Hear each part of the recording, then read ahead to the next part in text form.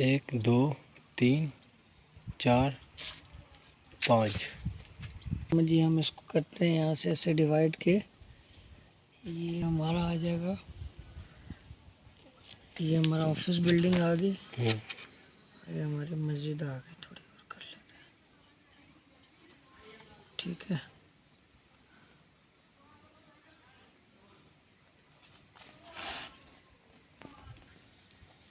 दो आ गया हमारा मस्जिद में भाई। तीसरा जो हमारा गेट कवर करेगा और यहाँ तक कवर करेगा, शेड के ऊपर भी कवर करेगा, ठीक है। एक हमारा लगेगा इधर शेड के अंदर, 4 जो हमारा शेड अंदर से कवर कर लेगा। सही है, सही है। एक लगाएं, 2 लगाएं? एक वहाँ लगा देते हैं, एक इस कोने में लगाना है, इस कोने में देख ले। कम एक वहाँ अब यहाँ पहले बाउंड्री वॉल कवर होती है, हर तरफ से कहीं से कोई घुस ना जाए, तो एरिया हमारा यहाँ से यहाँ तक ये कैमरा कवर करेगा। सही है, ठीक है। अब ये हमारा तकरीबन इतना एरिया तो दे देगा ना यार, ज़रूरत तो नहीं है इधर लगाने की वैसे।